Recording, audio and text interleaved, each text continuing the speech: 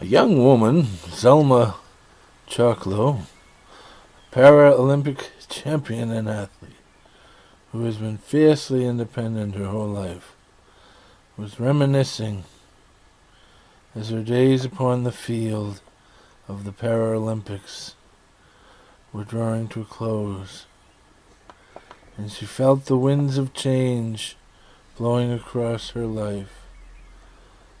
Known to millions of her fans as Zuper Sonic Zulma, the fastest girl alive. They had even made a Saturday morning cartoon about her called Triple Z. Super agent, super athlete, super crime fighter that ran for 2 seasons. Triple Z, with her team of Paralympic crime fighters, fighting to keep us safe by using teamwork and cooperation to defeat the bad guys. Her whole life was changing, and she was determined to ride those changes like she rides the surf upon her modified surfboard, in the moment and on the edge, fully alive. Then she inherits an old house in Salem, Mass from her Aunt Dora, on the condition that she live in it for 1 year. While cleaning out the old house, she discovers a broom in the drawing room that was hiding in a closet. She takes it out, and suddenly she sees a standing mirror in the corner of the room, of the drawing room. "What? How did I miss you? In the corner here?" She thought, "How strange. My God, I am beautiful," she thought as she stared into the mirror. Then she grips the broom with both hands and pulls it to her heart. Best day ever, she thinks, then goes down to the kitchen with renewed confidence. She likes it here, so she made herself a light lunch because she wanted to get back to cleaning up her new home. Then, as she returned to the mirror, she heard her voice say, "You are very lovely, indeed." And she dropped her broom and spun around. "Who said that? Who said that?" she demanded. But there was only silence. So she picked the broom back up, and her voice says, "Don't drop the broom, please. Don't drop the broom." "Who are you?" she demanded of the voice. "Where are you?" "Look into the mirror." As she did so, the mirror transformed into a glass casket with a young man inside, roughly her own age. She saw a young man. "This is my body. It is in stasis, so that the medical pod that I am in can keep me alive until I am rescued by my people. But my mind is, well, in order to keep my mind vibrant and alive, the computer has created this matrix within the computer that transferred my consciousness into it. Now I live in a garden paradise, and every day I visit this pond, and as I stare into it, I can see out into the world. You are the first person I've talked to on this planet that has talked back. Several people who have lived in this room, who have lived in this house over the years, have had a strong sense of my presence. But their telepathic ability was not developed enough for actual conversation with them by me, so you must be a true telepath, which means that when you hold the broom in your hand, we can talk. And if you hold on to the stick and close your eyes, the medical pod can transfer your consciousness into the matrix, and you can visit me here, if you like." "No," said Zulma. "Let's just talk for now." "Of course," said the voice. So they talked all afternoon, and at some point, Zulma did nod off, and she awoke in a beautiful garden. His name was Joannarojo.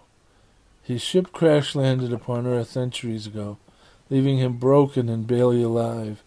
Somehow he managed to crawl into the medical pod, and since then the medical pod has been keeping him alive. That is when she noticed that in this world she wasn't in her wheelchair. Her legs, she could feel her legs, so she stood up and danced for joy. Soon they were running together, and at the top of the hill he took her hand and they started to fly.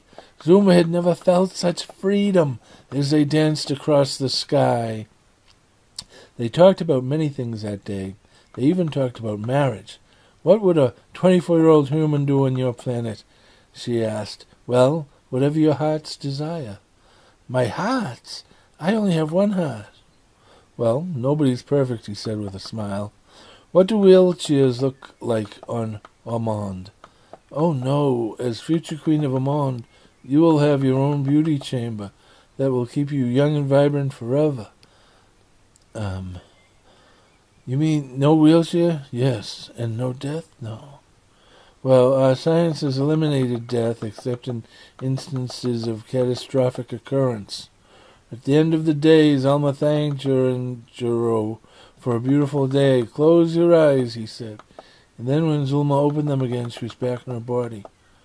Wow, that was intense, she thought, as she put the broom down next to the mirror and started to get ready, and then went to her bedroom.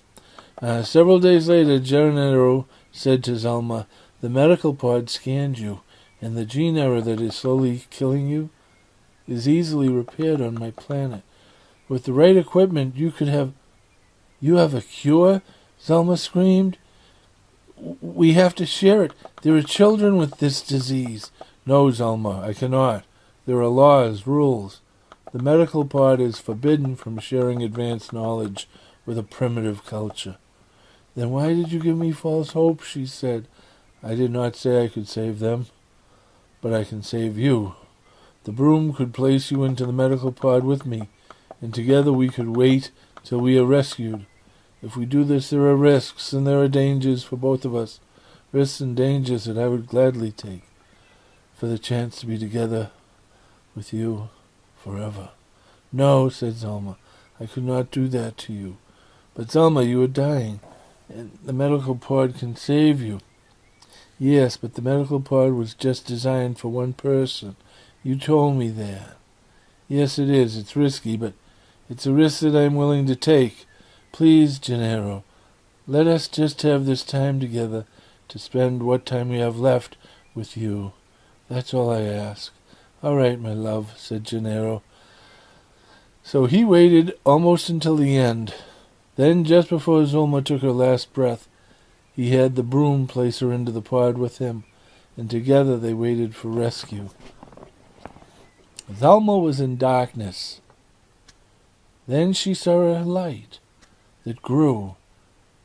Then she saw a garden, and she was in the garden. She spotted the pond where she had spent so many glorious moments with Joe and Arojo. Then she looked around for Joe and Arojo. "Joe and Arojo," she called out. "Joe and Arojo." Then she heard his voice calling back to her. So she looked up. He was flying high above her. So she answered him. Then he called out, Join me, Zulma." So Zulma flew up to him and they danced for joy. When Zulma was a young girl, her Aunt Dora had told her about the beauty broom. Zulma had always believed it was a fairy tale. Now Zulma knows that it is the ship's AI, captain, counselor, doctor, and spirit guide, all wrapped up into one. "All you have to do," she said, "is hold it in your hand and stare into the mirror, and you'll see your inner beauty revealed." So Dora opened up a beauty salon called Dora's Hat and Broom Beauty Parlor. And she would wear a big witch's hat, and she would say to each customer, "Could you be a dear and hold my broom while I cut your hair?" Dora said she believed she had found a witch's broom, because on several occasions she had tried to leave the broom in the beauty parlor overnight, but every morning it was back in its closet.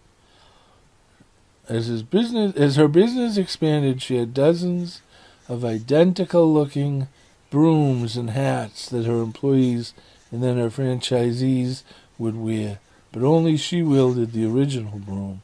She was helping people to see their inner beauty, and she knew that was a good thing. So if the owner of the broom ever did show up to reclaim his broom, Dora would surrender it, and with a thank you and an explanation of how good she had been able to accomplish with the use of the beauty broom. That's it. Thank you.